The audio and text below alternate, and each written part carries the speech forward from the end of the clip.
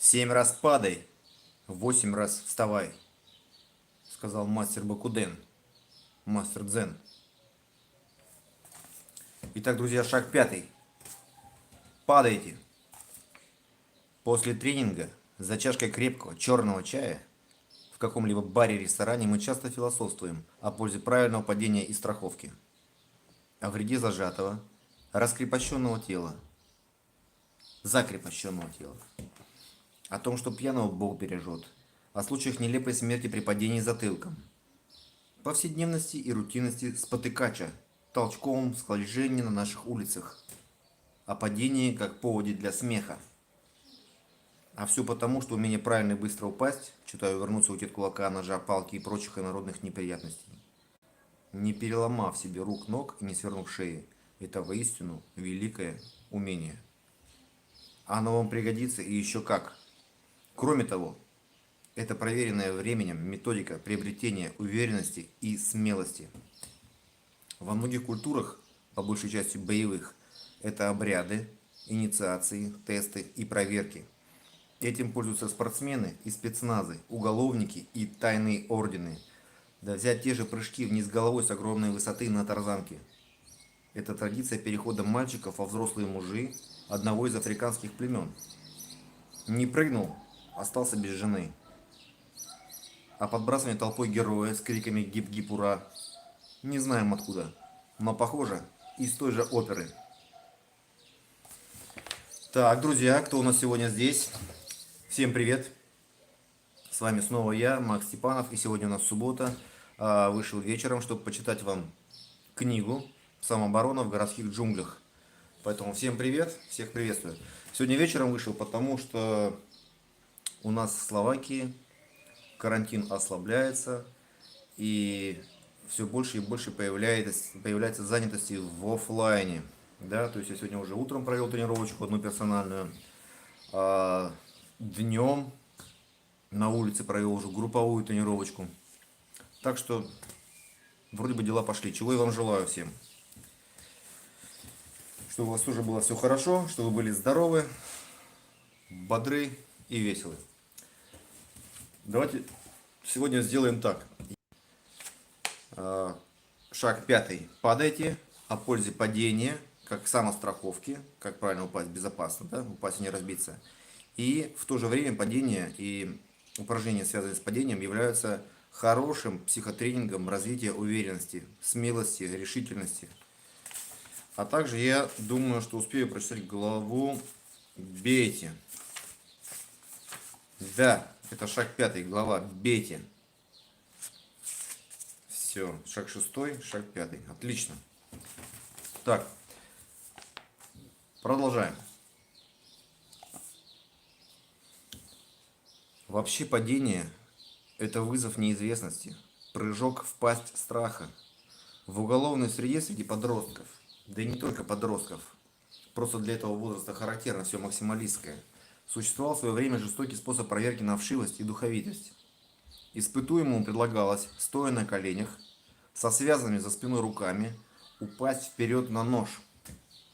Нож держал наиболее опытный проверяющий, опирая рукояткой на пол. Итак, нож стоит вертикально, лезвием вверх. «Падай!» – орут тебе. А ты уже видишь свои кровавые кишки, выпадающие из твоей. Рука сделает резкое движение и повернет нож плашмя по ходу движения. А даже если ты знаешь об этом, ты уверен, что все закончится хорошо? Может, это подстава? Может, он не успеет повернуть нож в горизонтальное положение, и ты падаешь, послав все к черту. Падая в неизвестность, вы учитесь нажимать кнопку «Спуск»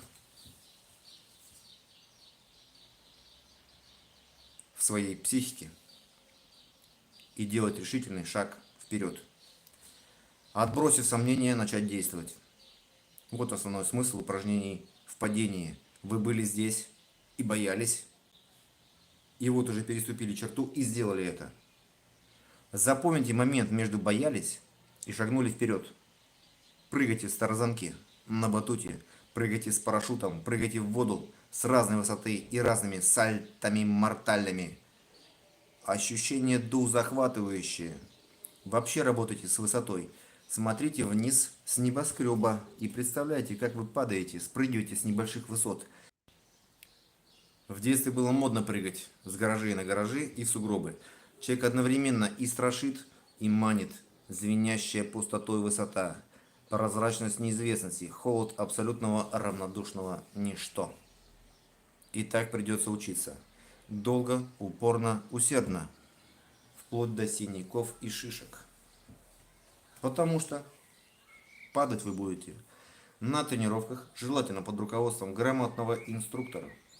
Лицом вперед в различных вариантах, только не рухайте сразу лбом о бетонный пол. Этот навык отрабатывается от простого к сложному.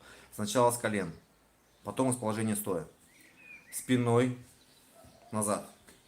Сидя на стуле назад, помните, как в книге «Аквариум» про ГРУ Виктора Суворова? На различные покрытия, маты, песок, гравий, асфальт. С высоты на руки товарищей. На различные предметы, далеко не всегда мягкие и приятные. В различных условиях. С завязанными руками, с завязанными глазами, в одиночестве, перед другими людьми. Кстати, присутствие зрителей отлично заставляет сделать страшные упражнения, ведь люди, особенно мужчины, очень не любят демонстрировать свои слабости другим.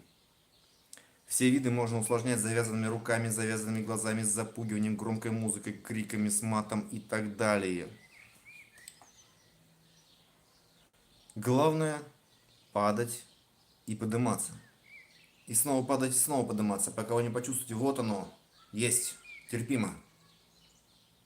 Не страшно, круто. А для того, чтобы почувствовать, будьте по возможности более осознанны во время этих, да и вообще всегда упражнений. Внимательно наблюдайте за собой до падения, во время и после него. Что меняется? Какие ощущения? Где находится страх? Как вы с ним справляетесь? Запоминайте. Вы познаете природу своих страхов и учитесь управлять ими. А теперь садимся на стул. Так, группировочка. Подбородок к груди. Руками взялись покрепче за стул. И падаем спиной назад. Живы-здоровы? Поздравляем. Это была глава шаг 5. Падайте. И цитата была здесь: 7 раз падай, 8 раз вставай. Мастер Бокуден сказал так. А что говорят люди о самообороне 100%? В каждой главе мы читаем. После монотонного рабочего дня в офисе вечером просто в кайф оторваться и спустить пары. Занятия построены прикольно и в увлекательной форме. Можно орать. Тренеры заставляют даже ругаться матом и бить по мешкам в полную силу. Шутки, прибаутки. После тренировок как заново родился и домой уже спокойно идешь, пишет Евгений. Предприниматель, между прочим. Ну, а насчет шуток-прибауток есть и маленький анекдотик здесь. Владелец новой машины проснулся ночью от рева сигнализации, выбегает на улицу, а у подъезда 2 амбала стоят. Ну чё, ключи принес, братан? Ну давай. Да, жесткий юмор. 90-е. 90-е. Переходим к следующей главе. А это шаг 6. Бейте. Вот она, картиночка. Видите, как я издеваюсь над англичанами? Ножом их. Люди, которые никого не уважают, благоговеют перед тем, кто внушает им ужас. Как вы думаете, кто сказал? Аль Капоне. Бейте. Бейте. Бейте. Имеется в виду на тренировках и спаррингах, а не на улице. Хотя, наверное, так и хочется кому-нибудь заехать. В час пик, в час икс, во время че, не рассуждая. Постоянно увеличите силу удара. Научитесь не жалеть сначала себя и свою собственную слабость. Потом своего соперника. И непременно старайтесь принять участие в соревнованиях до первой крови. Так, кого будем бить? Себя. Упражнение набивка. Постукивайте себя кулаками по животу, груди, плечам, бедрам. Напрягайте в момент контакта мышцы, принимающие удар. Ну, например, как китайцы. Это делают с выдохом. И сразу же расслабляйтесь. Начинайте слегка и постепенно от занятия к занятию наращивайте силу. Затем возьмите палку или что-то твердое. И то же самое. Дальше. Будем бить спарринг-партнера. Попросите кого-нибудь бить вас руками и ногами. Не во всю силу, конечно. По туловищу и ногам. Исключите из набивки. Также делайте выдох, сокращая мышцы и моментально их расслабляя. Кстати, очень хорошо укрепляет, получает своего рода мышечная броня. Усложните упражнение. Обоюдная набивка. Вас также, как и в предыдущем упражнении, бьет партнер. Ваша задача – бить его, невзирая на встречные удары и не защищаясь. Преодолевая сопротивление, наносите свои удары в живот, грудь, плечи, бедра, голени. Отрабатывайте любую атакующую технику. Где будем бить? В различных условиях и местах. Под музыку, в темноте, в тесноте, в ограниченном пространстве, на скользком покрытии, на ступеньках, на свежем воздухе и в прокуренном помещении. Под дождем и снегом, на жаре и холоде, в дискотечном, прерывистом свете, в одиночку и на людях, в туалете, в машине, в бассейне и, многоточие, продолжите список самостоятельно. Как и что будем бить? Спуртами, это такие резкие ускорения, сопротивлением, криками и матом. На выносливость, на скорость, на точность. Всеми частями тела и подручными предметами тоже. По команде, по сигналу и без оных. По боксерским мешкам, автомобильным покрышкам и деревьям, по всем подходящим для этого стоящим, лежащим, висящим, сидящим, летящим предметам. Подойдите к вопросу креативно. Как говорил товарищ Сталин, поменьше болтовни, побольше позитивной творческой работы, товарищи. Нападайте. Понятное дело, не на законопослушных граждан, а на своих спарринг-партнеров по тренировке. В хороших клубах моделируют внезапные нападения на занимающегося, пока он еще не включился в тренировку в коридоре, в раздевалке, на входе в клуб, после исполнения тренировочного задания, в процессе разговора и так далее. Видели бы вы наших некоторых занимающихся еще в пиджаках и галстуках, когда на них сзади инструкторы с удавочкой подходили просто так, здрасте сказать. Только так человек начинает понимать, что самооборона – это не двухчасовая. Такая тренировка приучает быть готовым в любой момент отразить нападение. Конечно, вы должны заранее договориться, что будете нападать друг на друга внезапно и возможно с использованием имитаторов оружия. Так, маленькая пауза, кофе-брейк. Кофе-брейк.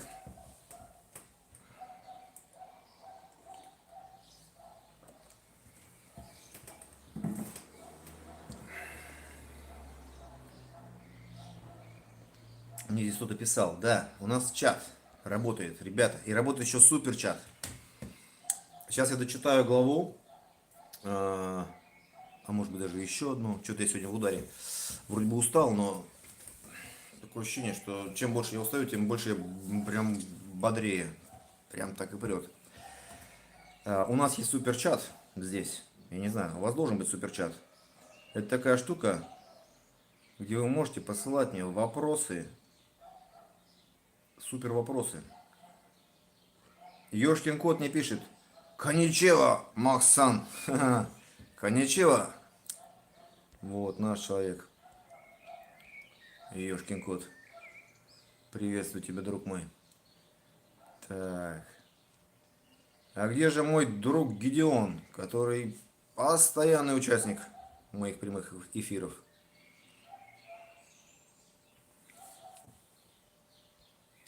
Так, пишите, пожалуйста, да, комментарии, то, что вы здесь, ставьте лайки, очень вас к этому призываю. Не забудьте, кто еще не просто случайно попал, подпишитесь, ставьте колокольчик. Вот, Гидеон здесь. Привет. Привет, все. Сейчас еще один глоточек целебного напитка. Кофе мой единственный наркотик. Я вам читаю, друзья, еще главку, может быть, еще одну. И после чего я готов с вами поговорить Да, Гидеон, можно вопрос, но потом, когда я вот сейчас дочитаю, окей, у нас уже будет тогда больше времени именно для общения, для ответов. А так, конечно, можно, даже нужно задать вопросы. Я специально здесь для того, чтобы отвечать на ваши вопросы. А пока так. Теперь представляем некоторые методические рекомендации по отработке ударов по системе самообороны 100%. Записывайте, да? Кто эту книжку не скачал, напоминаю, эту книжку можно скачать на моем сайте самооборона.орг. Совершенно бесплатно. И читать ее. Итак, план отработки ударов. Действенно при наличии подвесных или закрепленных на стене снарядов. Это тренажеры для нанесения ударов. Итак, все с криками, воплями, матом. Первое. Хаотично перемещаясь, наносим удары, связки, по 3-4 удара, не больше, на каждом снаряде. Перемещаетесь, бьете каждый снаряд, 3-4 удара, дальше побежали. Хаотично перемещаясь, второе упражнение. Можно с легкими толчками и пятнашками, то есть друг друга еще, да, параллельно. С ударами по снарядам еще друг друга легко так толкаете, пятнаете. По сигналу, свисток, крик, определенное слово, мат, хлопок, выключение света, изменение окружающей среды, определенный кадр и прочее. Какой-то сигнал, на который вы должны среагировать. Атакуем серии любой снаряд. То есть вы передвигаетесь, толкаетесь, пятнашки, по сигналу бьете снаряд. Третье упражнение на лапах. Успеть попасть по быстро появляющиеся исчезающие цели. Появляется лапа, бум, поразили. Появилась так, сбоку ударили. Удар на сигнал, четвертое упражнение. Это на реагирование, восприятие различных каналов переработки информации извне. На касание, тактильное ощущение, толчок, удар. На звук, это крик, мат, оскорбление, свист. Или визуальный сигнал, когда вы глазками что-то увидели. Удары с помехами, следующее упражнение. На лапах со встречными ударами ногами. Можно защищаться от ударов ног и бить руками. То есть ваш партнер держит лапы и так вас слегка попинывает ногами. Вы должны бить лапы, как бы навстречу, да? И защищаться от ударов ногами. Бьем по одной лапе, от другой защищаемся. По одной лапе бьем, а от другой защищаемся. Потом поменяться, да? Потому что если я держу правую лапу, скорее всего это будет для правой руки чаще всего удары. Если держу левую лапу, для левой руки. По мешку бьем против встречных ударов ногами, руками и гимнастическими палками. То есть тут ваш товарищ прячется за мешком. Вы бьете мешок, а товарищ ваш бьет вас. Бьем по покрышке. Ну это вообще самое, кстати, тренажер подручный и доступный. Бьем по мешку, по крышке, подушке. Партнер толкает, оттаскивает, бьет, кричит. Не бей его, не надо, успокойся. Или урою, падла, не тронь кореша, блядь. То есть он либо вас успокаивает, как драки бываете, знаете, хватит, хватит, не надо драться. Вот, либо кто-то пытается, помочь. Далее, добиваем лежачего, пинаем, удерживаем против оттаскивающего, толкающего, бьющего, ругающегося, убирающего снаряд партнера. То есть лежит мешок плашмя, вы его колотите. В это время вас оттаскивают. Частая сценка, да, из драки? Частая. Дальше, взрывные уличные серии по 10-20 секунд на любом снаряде. То есть время драки самообороны, оно скоротечно. 10-20 секунд. Все, за это время вы должны успеть отстреляться. Повторный частый удар одной рукой. Кулаком, локтем, ногой, коленой, стопой. Вы можете стоять на покрышке, на скамейке, на одной ноге. Сами подсогнули, или партнер вас может держать за одну ногу. Добивание сидя сверху, лежа сверху, стоя сверху, с помехами. Это мешок, мидбол, покрышка. Все, что можно бить. Добивание сидя, лежа, стоя сверху на частоту взрывной серии по 10-20 секунд, опять же, да, то есть нужно продержаться. Специальная выносливость такая, скоростная. Дальше бьем лежа на спине из положения снизу по лапам. Держит партнер, сидящий сверху. По мешку, по покрышке, по мидболу тоже можно. Бьем по двигающемуся мидболу. Есть такой мяч большой. Партнер его держит вот здесь вот. Нет, значит, вот. Партнер держит мячик на груди. И вы должны попасть по этому мячику. Партнер двигается. Ну, спиной только не поворачивается. Тоже очень хорошее упражнение. Так, продолжайте мысленно нападать на улице. Это уже такой тренинг за пределами спортивного зала, там тренировочного. Продолжайте мысленно нападать на улице и представлять, как нападают на вас и что вы сделаете. Представьте себя в роли хищника, наблюдайте на улице, кого бы вы выбрали в качестве жертвы и почему. такая обратная связь. Как они выглядят, эти люди, на которых нападают. И не будьте таким. А кого бы вы не стали трогать, себе дороже. Понимая криминальную психологию, вы не окажетесь жертвой. Об этом уже шла речь в главе об идиомоторной тренировке и визуализации. Развивайте готовность к неожиданному нападению, и постепенно это станет вашей привычкой. И не будет вас напрягать, а станет отмечаться где-то на уровне подсознания. Как вам, ребята? Коротенькая голова, но тут очень много тезисов и методик, как именно нужно отрабатывать ударную технику. Так, к этой главе небольшой отзыв. Пишет Максим П. Менеджер. Мне у них нравится. Техника комплексная дается. Бокс, лоу-кик, броски, захваты, предметы. Занятия как на улице, так и в зале. Акцент на прикладное применение. Нагрузки вполне переносимые. Что еще нравится? Нет всяческой восточной шелухи, типа мысленной перекачки в яйца противника внутренней энергии кулака. Просто учат тому, как эти яйца супостату выкрутить и лампочку вместо них вставить. Нормальный такой комментарий. Так, друзья, я видел, что вы писали мне какие-то комментарии. Я сейчас готов на них взглянуть, посмотреть и ответить.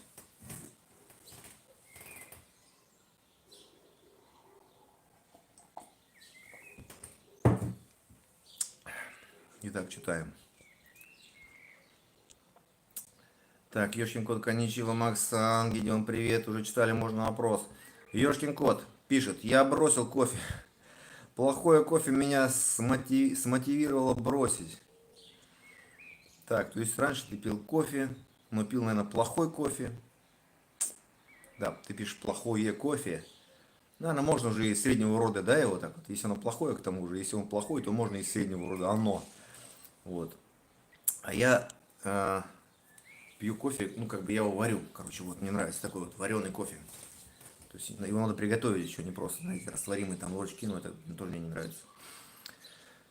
Вот, ну бодрит. Просто я не пью, не курю, не колюсь, не нюхаю ничего, поэтому, ну как-то вот взбодрить себе хочется. Так, пишет Гедеон Пелюгин. Спасибо тебе за вопросы. Битье груши и отжимания на кулаках может гарантировать нокаутирующий удар? Да, это нормально, это как бы, ну это в принципе основные методики-то есть. Но при условии правильной техники, при условии правильной траектории и вложения всего веса тела в удары. То есть, конечно, да, груша или мешок, куда ты бьешь удары, и отжимания, как прокачка тех мышц, которые участвуют в ударном движении. Там, трицепс, грудные мышцы, да. По-моему, очень, да, самый идеальный вариант. Эти два упражнения совмещать.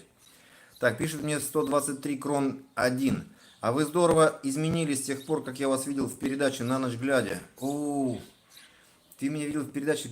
Ведь с тех пор прошло, наверное, лет, ну, больше 10 лет точно. Может быть, лет 15. Так что, конечно же, я изменился, да. Так. Ну, привет тебе.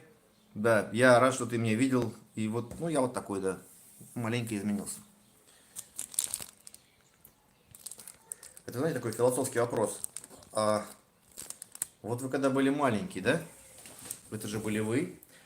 А сейчас вы стали постарше. Это тоже вы. Но это же вот то, что были тогда в детстве, это был совсем другой человек. Согласитесь, да? Ну, совсем другие привычки, другое мышление. Вот интересно все-таки, да? Это же были вы, но в то же время не вы. Вот так мы и совмещаем в себе вот эти вещи. Так. Здорово изменились. Гедеон, нормально, пишет мне Гедеон Пелюгин, нормально. И продолжает, а как вы относитесь к капучино? Так вот, как раз капучино я больше всего люблю. Мне нравится кофе с молоком. По-словацки называется кава. Кава это кофе, а молоко млеко. Кава с млеком. То есть просто кофе мне не очень, а вот с молоком, со сливками, в самый раз. Так, продолжаем. Пам-парам-пам-пам. Так, понятно. Спасибо.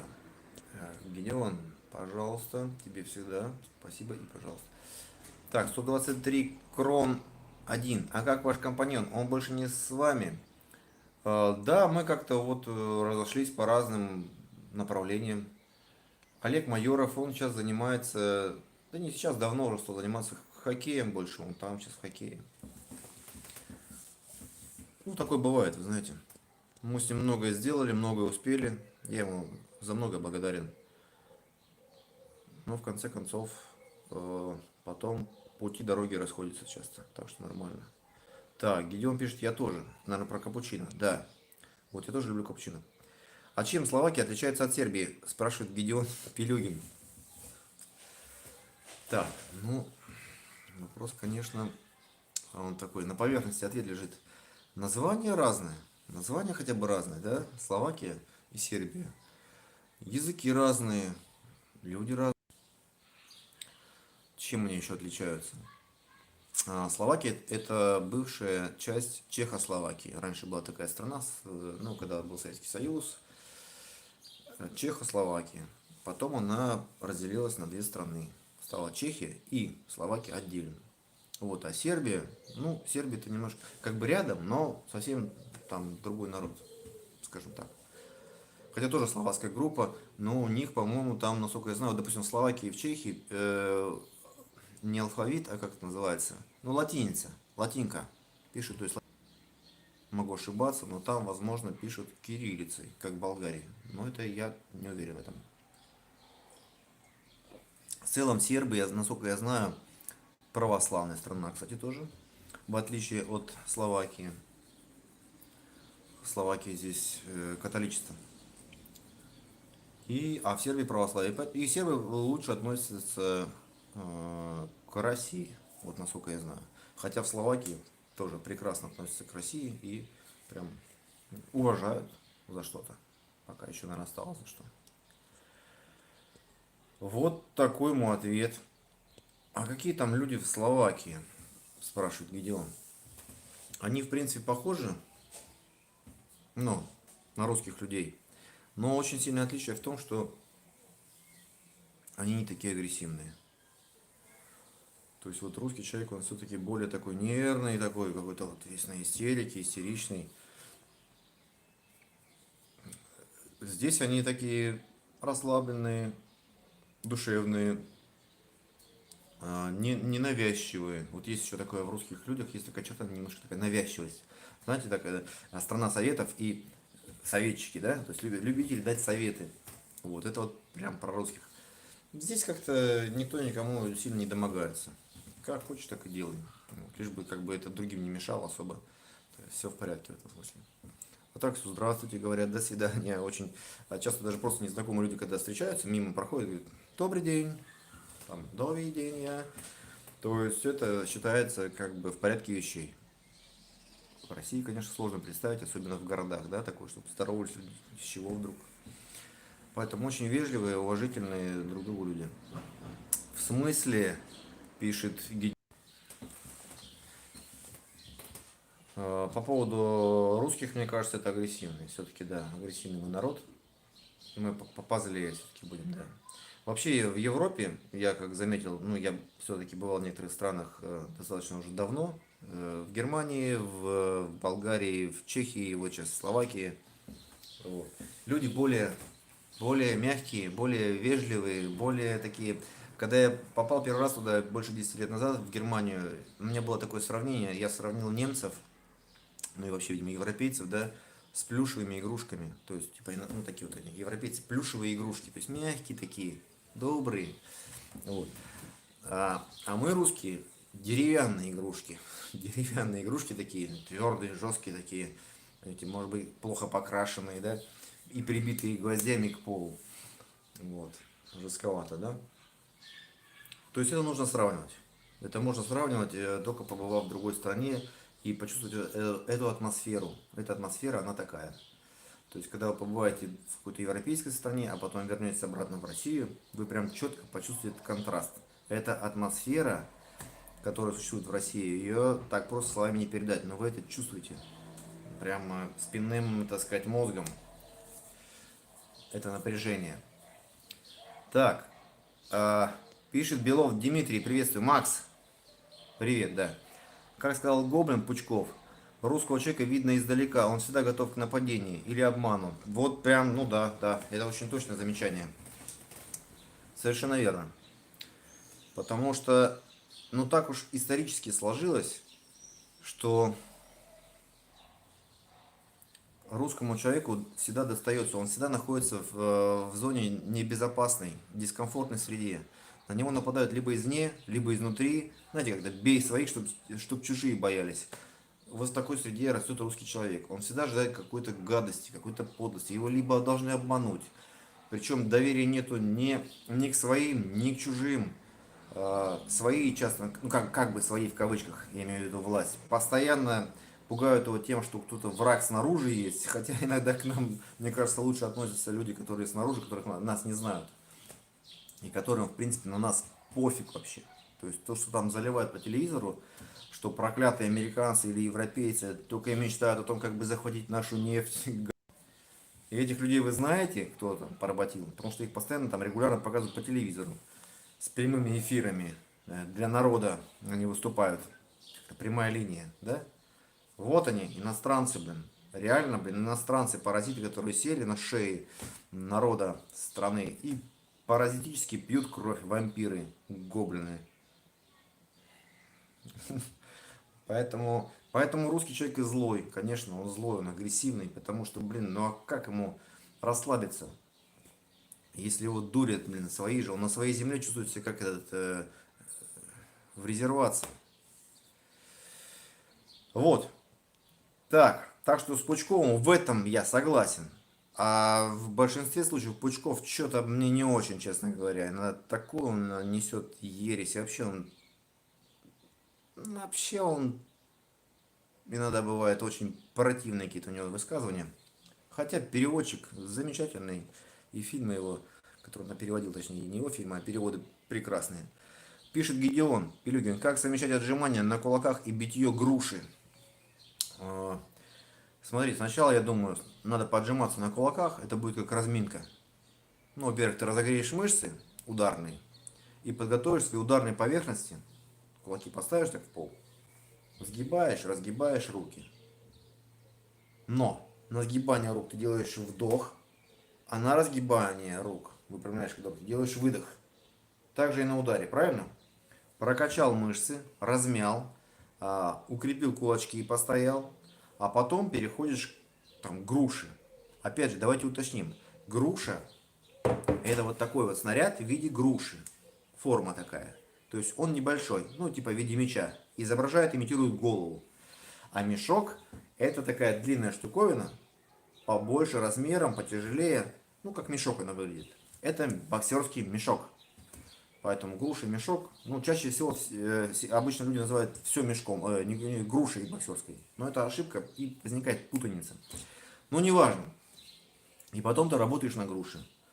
Включаешь таймер, например, там 2 или 3 минуты. У меня там есть видюшка, как работать, ну, какие-то там основные базовые удары, прямой и боковой. Вот работай прямые и боковые удары кулаком. Этого тебе хватит за глаза. И там разные варианты упражнений. Там первый раунд там одиночные прямые, второй раунд повторные, там, третий раунд добавляешь боковой, двоечку или троечку, ну и так далее. И прорабатываешь. А в конце можно и еще разик отжаться. Вот таким вот образом примерно. Отжимание и битье. Это я ответил, да? 123 крон 1 пишет, русские не агрессивные, просто на нас на протяжении истории постоянно нападали. И то, что можно принять за агрессивность, это некое нервозное ожидание, возможно, нападение.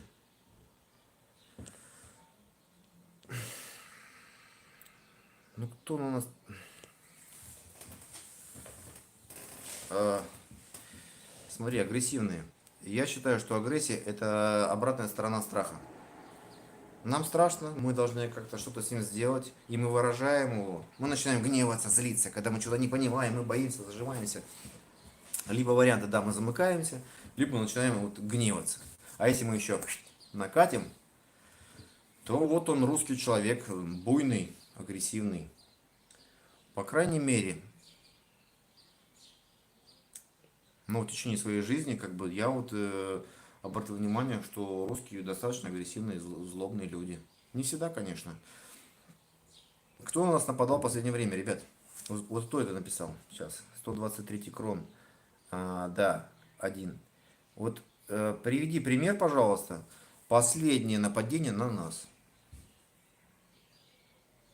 Ну, 75 лет назад, когда вот эта победа, да, была, Великая Победа, которой так гордится Путин, и который маскируется за этим, и прикрывается, и бросает эти вот нам комиксы, что мы победили, хотя мы к этому отношения никакого не имеем.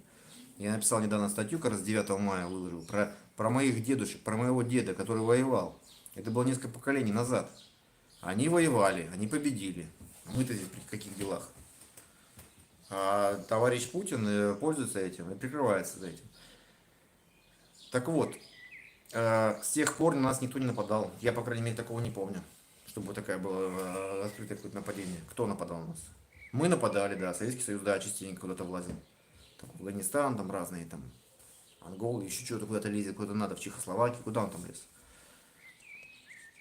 Поэтому не знаю, тут надо просто больше читать не только ту историю, которую надо, как бы вот сейчас российская, да, там, не знаю, телевидение, пропаганда.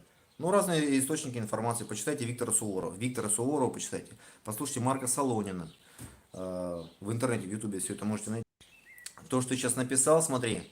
То, что на нас постоянно, на протяжении истории постоянно нападали. Ну, блин, я вот прямо услышал в этом, вот то, что по телевизору говорят, там эти Киселевы, Соловьевы нападали. Прямо жалко, сейчас слеза у меня из глаза вытечет, блин.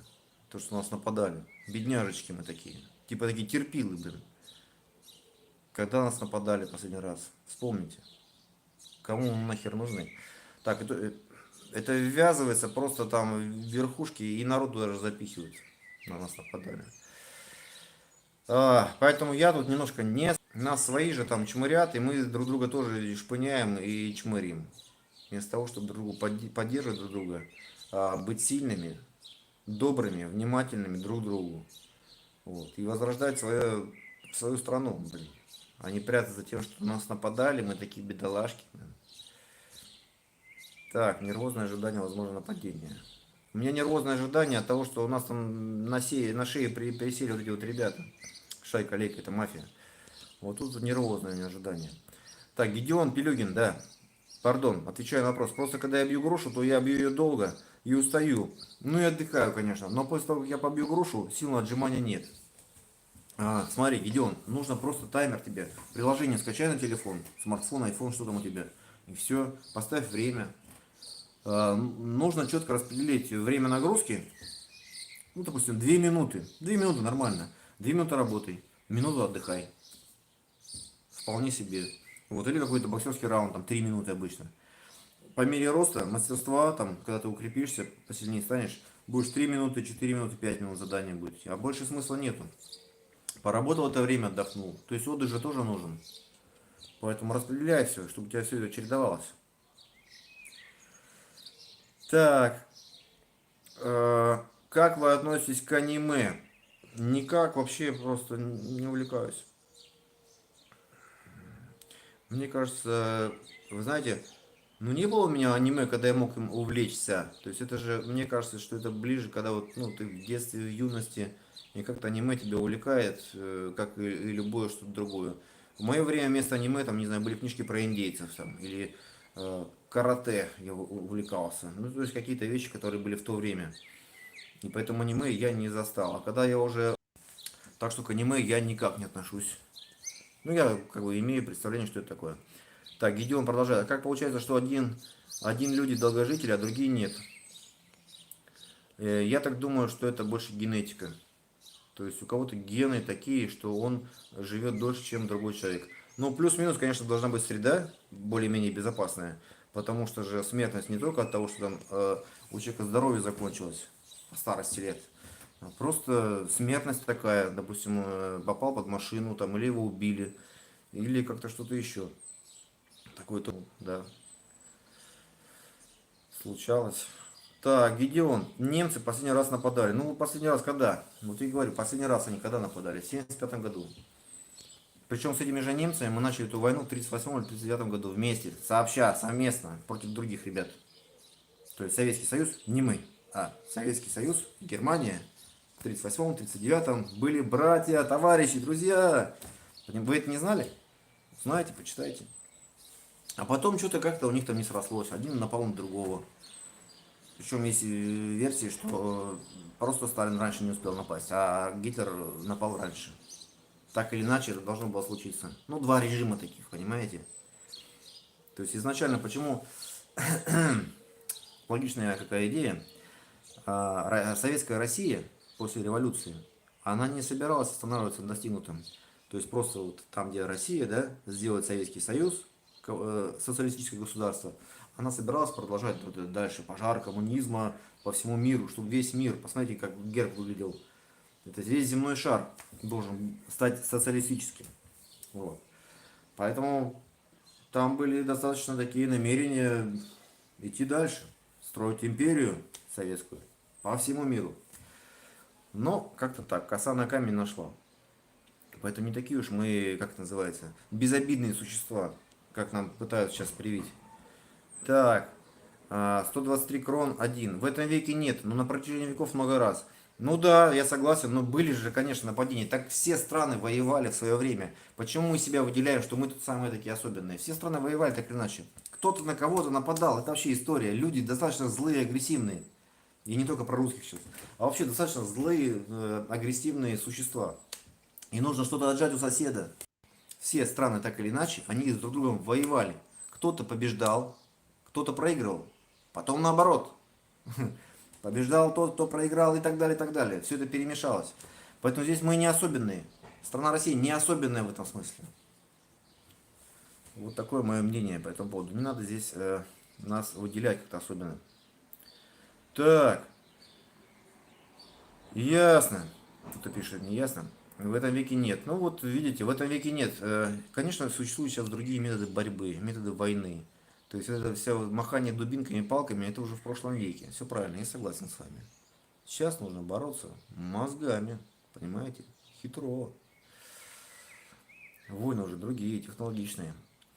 Так, 123 крон 1. Ладно, не будем об истории. Какие физические упражнения делаете для поддержания формы? Отличный вопрос, да. Про историю можно, но потом, да? Физические упражнения какие? Я делаю приседания, я делаю отжимания, я делаю подтягивания. Три упражнения, прям три упражнения основных. Ноги, руки. Для руки разгибание рук, сгибание рук. Правильно, основные вещи. Ну и ноги, приседания. Все, пресс можно делать дополнительно, а можно, в принципе, по-моему, так или иначе у вас при подтягивании работает так или иначе пресс и спина. И при отжимании. Вы же держите планочку, когда стоите в упоре лежа. Так или иначе работают мышцы кора. Три упражнения. Назвала я эту систему ПОП. ПОП.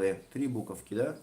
Мне кажется, эти три упражнения, они самые базовые, самые основные. Ну, просто, понимаете, программа должна быть простая, минималистичная, пусть даже примитивная, но регулярная. В отличие от того, что вы там надумаете кучу упражнений и бросите. Ну, опять же, все зависит от того настроя, от того возраста, в котором вы находитесь. Но мне кажется, сейчас, по крайней мере, как мне кажется, да, лучше делать что-то регулярно, простое и не очень сложное. Нагрузку можно варьировать, там, количество повторений. И, допустим, отжимания можно делать сначала в упоре от какой-то опоры, да, потом эта опора убирается, можно же делать от земли, от пола, а потом можно вообще ноги вверх, когда вы будете, ну, головой вниз, и будет сложнее отжимание. То же самое с подтягиванием можно делать сначала австралийские подтягивания. Недавно я выложил видео на канале, какие упражнения я делаю. Вот эти там три упражнения как раз я демонстрирую. Так что заходите на это видео, посмотрите. Продолжаем. Продолжаем, да. Я вот нажимаю чат. Ага, хорошо. И мы остановились.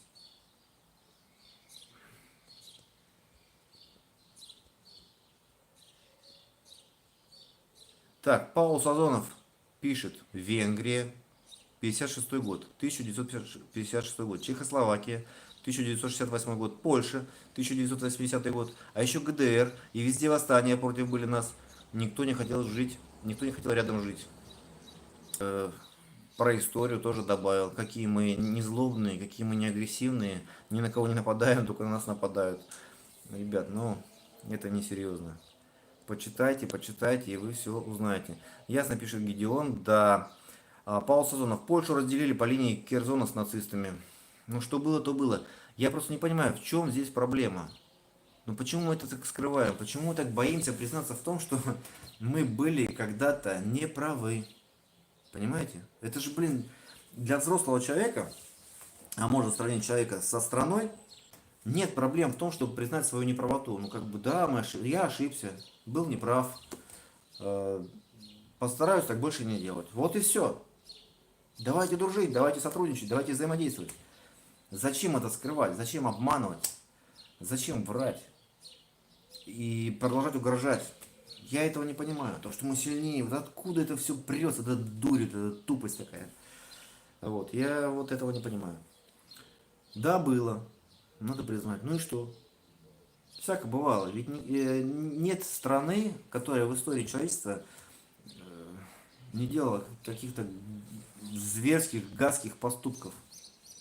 Но почему-то наша задача обелить себя, а других как-то вот очернить. Бред, бред. Так, Александр Алексеевич пишет черт. Потом он еще раз пишет черт. Потом еще раз пишет черт, черт. Короче, 4 раза Александр Алексеевич передал черт, написал. Я не знаю, на что это он так среагировал. Гедеон Пелюгин продолжает. А вы бы хотели, чтобы Путин долго правил нашей страной? Нет, конечно. Вот сейчас я категорически заявляю за то, что он сделал со страной. Поэтому ни в коем случае, чтобы он долго правил. Блин, да сколько можно? Ему уже, блин, старикану. Этому уже сколько лет? Сколько он правит? Гедеон, поизучай вопрос. И если бы были выборы, вы бы голосовали за него на выборах? Ни за что. Только против. 123 крон 1. Хочу посоветовать упражнение на ноги. Так, бежите кросс и периодически останавливайтесь, чтобы сделать 20 выпрыгиваний. И сразу дальше бежите. Сногсшибательное ощущение. Верю, верю. И в принципе, да, это хорошее упражнение, потому что мне нравится не монотонная какая-то штука, да, а именно как тренировка на дороге. Знаете, как это старинное такое боксерское упражнение. Называется тренировка на дороге у боксеров. Они выходят из дома с утра пораньше, ну неважно, когда есть время, и просто двигаются. Где-то пробежались, где-то прошлись, где-то присели, как вот вы рекомендуете, да, побежали дальше, где-то подтянулись, побежали дальше, где-то отжались, где-то бой с тенью пошли, где-то там вот с горочки, где-то в горочку. И так проводится достаточно длительное время, ну где-то больше получаса точно. Очень хорошая нагрузка, потому что в единоборствах нету постоянной ровной нагрузки. То есть, как вы знаете, есть цикличные и ацикличные виды спорта. Цикличные виды спорта — это когда монотонные, равномерные, какие-то одни и те же самые повторяющиеся движения. При этом как бы ваше дыхание тоже достаточно ровное, вдох-выдох, вдох-выдох. А ацикличные, то есть не цикличные виды спорта, это хаос. Это постоянный прерывистый ритм, темп, это постоянная смена. А плюс спортивные игры, единоборства, это еще непредсказуемая ситуация, которая постоянно меняется. И на это вы должны реагировать определенным образом. Поэтому кросс это, конечно, хорошо, именно для воспитания такой базовой выносливости. Но если вы будете добавлять именно вот в кросс, вплетать, да, чтобы это было рвано очень, вот это будет больше готовить вас как бойца. Да, спасибо за комментарий. 123 крон 1. Так, пишет Белов Дмитрий. Макс, как там у тебя обстановка с мигрантами обстоит? Тихо, спокойно или есть проблемы? В Питере до пандемии была большая проблема, сейчас меньше, возможно, разъехались. Разъехались, и слава богу. Хорошо, что в Питере стало поспокойнее. Интересная ситуация именно в Словакии, да? Насколько я знаю, там в Германии и во Франции, да, то есть в таких вот странах, там есть много мусульман, да, ну то есть мусульманских, из мусульманских стран приезжают ребята со своими порядками. В Словакии я что-то их не замечал. Как-то их, видимо, фильтруют где-то. То есть не пускают. Поэтому здесь пока все нормально с этим. Вот, здесь все хорошо. Здесь, кстати, есть цыгане. Вот как бы у них, возможно, да, но цыгане это и есть цыгане. С ними бывают проблемки. Но они тут давно, они уже местные. То есть, а так с иммигрантами. Иммигранты это здесь мы и украинцы. Вот как бы вот основные иммигранты. с которыми бывают здесь проблемы. Ну, преступные там всякие элементы, банды там, которые своих же дурят, обманывают или там нелегально устраивают на работу. Такое бывает. Вот. А насчет таких иммигрантов, которых показывают по Первому каналу, там, типа Европу заселили мусульмане, здесь такого нет. Так, Гедеон, я теперь буду сначала отжиматься на кулаках по несколько подходов, а потом бить грушу. Ну да, да, вот, все правильно понял. Ну, это как разминка будет, отжимание как разминка, а потом будет уже конкретное целевое упражнение на груши от обоих ударов. Мое видео 100, да мы сильнее всех, пусть знают черти. Ну вот я вот сейчас, это что, это шутка такая, да? Ну да, я не понимаю такие лозунги. Если вы серьезно, мои видео 100, да мы сильнее всех, пусть знают черти, то я этого, честно говоря, не понимаю. Вы, видимо, либо молодой человек, либо уже не молодой, но ну, пьяный. Ну, если такое серьезно заявлять. Если такая шутка, типа, то нормально, то прокатит. Потому что я могу только поприкалываться над этим. Мы сильнее всех, пусть боятся черти, ВДВ. Зачем? Ну, боятся и чё? А что дает это? Какая это польза? Мы сильнее, блин.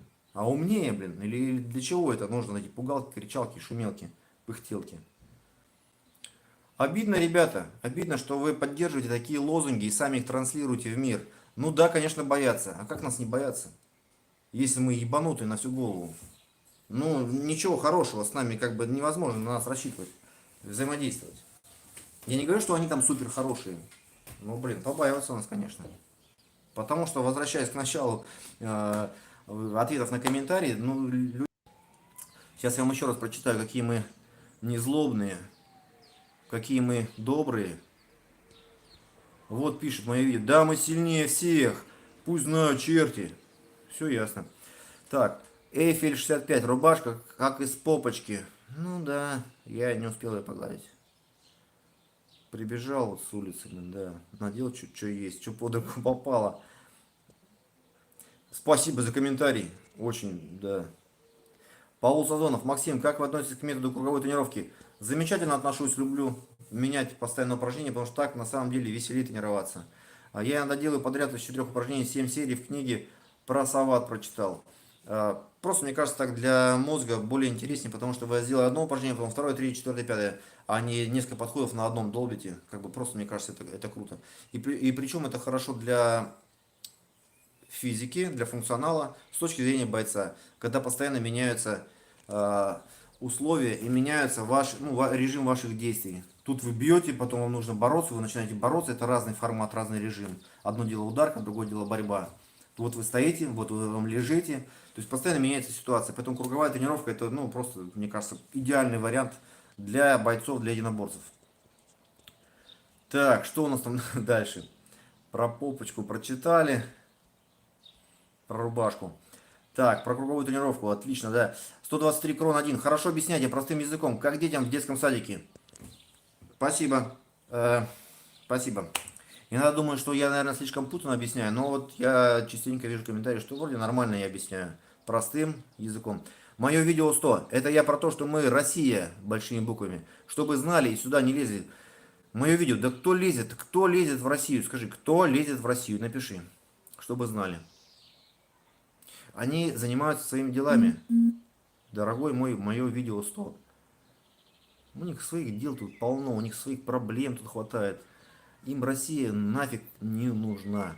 А кто уж лезет, это вот Кремль точно лезет частенько везде и спонсирует всякие разные партии там экстремистские и так далее, агенты влияния, и политиков подкупает, чувствует там дружба с Берлускони. Ну, в общем, ладно.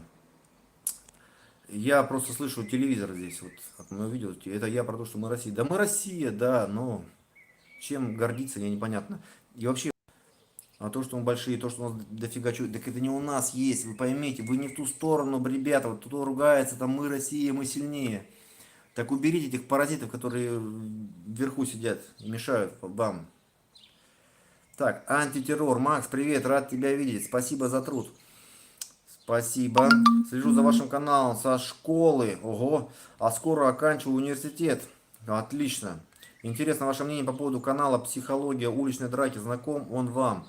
Что-то такое, по-моему, да. Конечно, я же их знаю. Это ребята из Киева, да? «Психология уличной драки». Это ребята из Киева. Я их знаю. Классные ребята. Да, мы с ними даже сделали два совместных видео. Мы какой-то обзор делали на какие-то драки, какие-то ситуации. Что-то там, да, было. И на моем канале есть такое видео. Вот, его надо тоже только поискать. Забыл, как он называется. Попробую потом вспомнить и в комментариях где-то добавить ссылочку, кинуть. Вот. Хорошие ребята. Хорошие ребята, в принципе, занимаются теми же самыми вопросами. Белов Дмитрий. Не обращай внимания на троллей. Так это тролли, да, были? Блин, нет, на самом деле, я знаю, что есть тролли, но есть же и реальные люди, есть реальные персонажи, которые верят во всю эту херню, которые, промывают им мозг. До сих пор. Я поражаюсь, люди. Небезопасно быть тупым, понимаете? Небезопасно вот так вот верить просто. К моему вопросу о применении силы, если помнишь. Это когда на оскорбление, да? Ну, тут, да, тут можно как бы проигнорить, а можно и немножечко тоже поругаться. То есть я вот так считаю. То есть это на выбор каждого человека и в каждой конкретной ситуации. Чувствуешь себе какую-то энергию, какой-то задор, э, почувствовал себя Конором Макгрегором, да, в данный момент, можешь немножко потрешточить трошку, нормально. Так, Гедеон, как вы думаете, как скоро будет вакцина от вируса? Честно говоря, даже не думаю. Вот даже не думаю на эту тему. Я думаю, что в течение полугода, года, наверное, ее что-нибудь там придумают, будут спаривать. На самом деле, не знаю. Честно говоря, не знаю. 123 Крон 1 пишет, какие, интересно, по-вашему, Кремль спонсирует экстремистские группировки? Да вот, например, сейчас вспомнил, французская какая-то, Ле Пен, да, правильно говорю? Вот, пожалуйста, перед какими-то выборами там. Ну, это надо смотреть, ребят, в интернете. Это все всплывает на поверхность, потому что раньше был не только, раньше был телевизор, а сейчас есть интернет, сейчас же есть разные источники. Вот. Конечно, есть и пропагандистские источники и здесь, и там, и со всех сторон. Но, еще раз говорю, я читал одну книжку умную про разведчиков и контрразведчиков. И мне понравилось там такое выражение, чтобы понять, истинная информация или нет, вам нужен минимум три источника о каком-то мероприятии.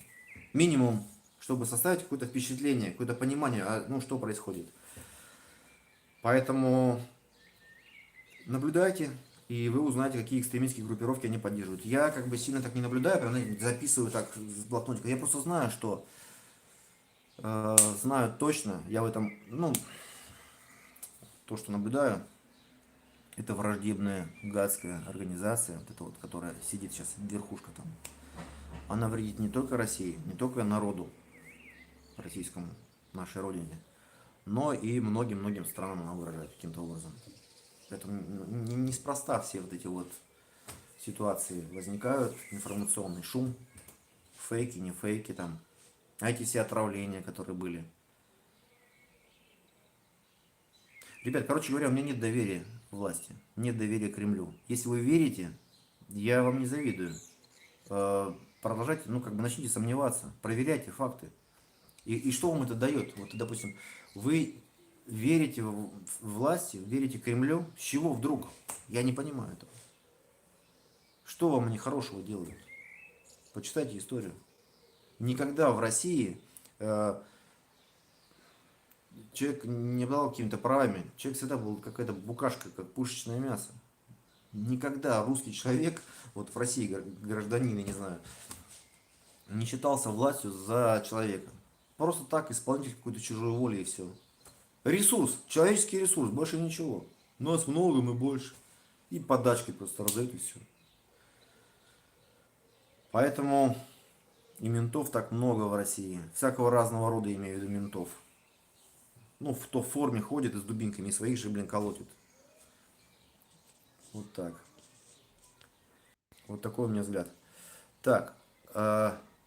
Применение силы. Как вы думаете, как скоро будет вакцина? Так, не знаю. Кремль спонсирует экстремистские группировки. Спонсирует. И это нормальное явление, когда спецслужбы по всем странам кого-то где-то спонсируют, прикрывают так из-под тяжка, курируют и крышуют. И не только Кремль. Так же и ЦРУ делают. Да, они самые пишут антитеррор. Они самые пишут антитеррор. Да-да-да. Да-да-да. Это я. Вот они самые, да, я понял, про канал «Психология уличной драки». Классно, ребята, все. Найду видео, выложу. Или вы найдите. Гедеон, как вы считаете, Федору нужен прощальный бой? Нет. Просто я думаю, что ему не надо сейчас уходить из... Я думаю, что не надо сейчас уходить из спорта. Он может себя еще круто показать. Гедеон, как это? Блаженные веруют или что-то такое. Я так не считаю. Вы, конечно, можете. Федору не нужен никакой бой. Ну, все, вот все последние прощальные бои, он как Пугачева, Алла, все время уходит и потом возвращается с последним концертом. Вот то же самое Федор Емельяненко. Бой, все, он уже, все. Он уже лично мне он не интересен уже. То есть лично, это мое личное мнение.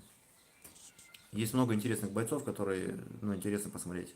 Федор Емельяненко вообще не интересен. То, что он там делает, это какое-то позорище просто и все. Белов Дмитрий, сейчас на Лукашенко гонят. А кто гонит на Лукашенко сейчас? Это в Беларуси или просто? О чем у нас сейчас речь? Белов Дмитрий. Про Лукашенко у меня нету какого-то конкретного мнения, я не знаю. Мне кажется, он тоже старый пердун, как и Путин. Геронтократия это засела там. Такой. Привык, ему понравилось. Дорвался и сидит там. Мне это не нравится, когда вот долго сидит один человек во власти, это его портит, это раз. То есть, смотрите, в чем хорошо вот западная модель демократическая. Сейчас, ребята, я вам расскажу про свое понимание.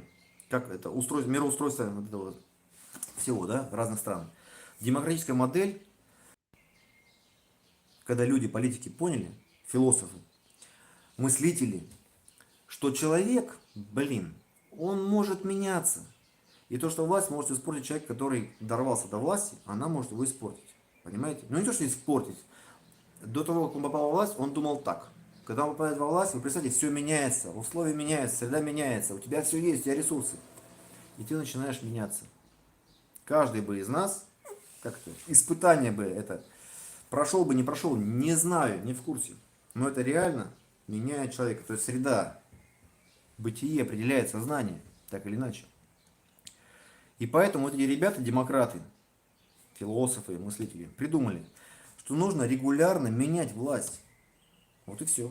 Простой просто способ, чтобы не зажрался, чтобы не обнаглел, чтобы не думал только о себе, а думал еще о стране. Ну, справедливая же мысль, да. То есть просто трезвая оценка человека, что вот такое существо, блин, он не может быть только белый и пушистый, он разный, он бывает и плохой, и хороший, и так далее, и так далее. Так вот, чтобы не было говна, нужно менять власть каждые 4 года, ну или 5 лет. Вот и все. Порулил, до свидос. Чтобы не было соблазна, вы понимаете? Чтобы потом не надо было вилами скидывать его оттуда, соскребать со стенок. Вот так. Поэтому про Лукашенко, ну вот то же самое, я думаю, что он засиделся там. Скажи, пожалуйста, в удушающий сзади может заставить нокаутирующий удар? Не понял, Гедеон. Вопрос читаю еще раз. Скажи, пожалуйста, а удушающий сзади может заставить нокаутирующий удар? Я не понимаю. Удушающий сзади, это когда удушающий сзади. А что он может заставить нокаутирующий удар? Он может усыпить. Удушающий это когда усыпляет. Перекрываются сонные артерии, кровь перестает поступать в мозг. Мозг засыпает, человек отрубается. Люблю удушающий. Антитеррор пишет, вам живется хорошо? Смотрите, как на Западе живут. Это не то, чем стоит гордиться. Не понял. Не понял. Что такое? Антитеррор. Что случилось? Мне хорошо, да. Живется хорошо. Здесь мне живется гораздо лучше, чем в России сейчас. Если бы в России хотя бы наполовину было как здесь, в Европе, это было прекрасно. Это было бы замечательно. Вот. А то, что сейчас там происходит, это беда. Там невозможно жить. И вы скоро в этом убедитесь. Я вас просто заранее... Вот. А я бы не хотел оказаться в этом дерьме.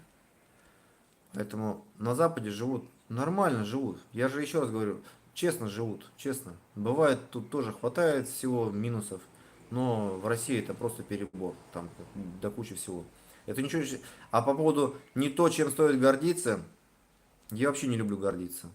Мне это чувство противно и неприятно.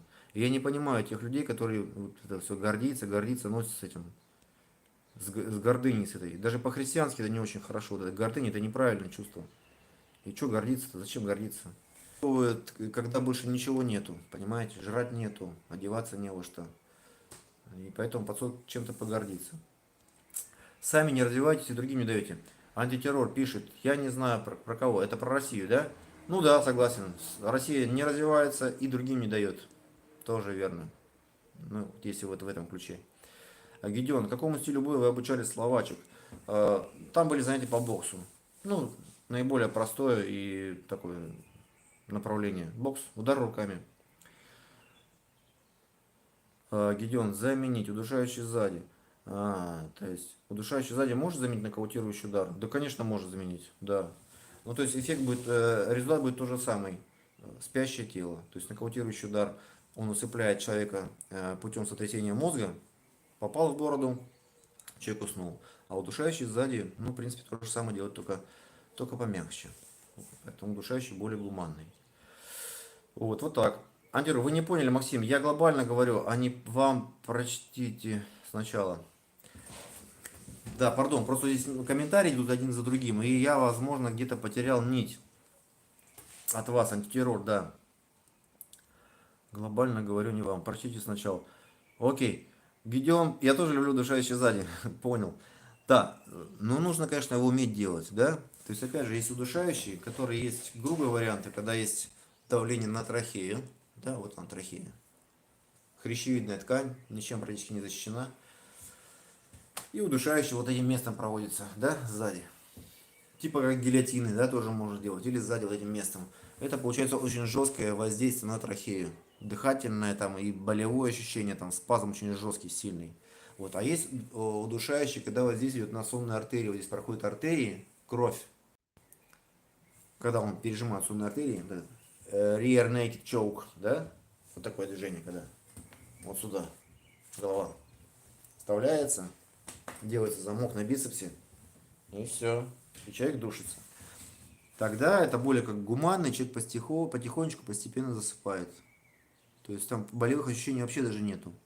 Это мягко все происходит где-то в течение там, ну, 8-10 секунд. Человек сначала дергается, потом начинает потихоньку засыпать. Вот таким образом. Так. Поэтому сделаю небольшую подсветочку. О, я как в бункере здесь, да, теперь?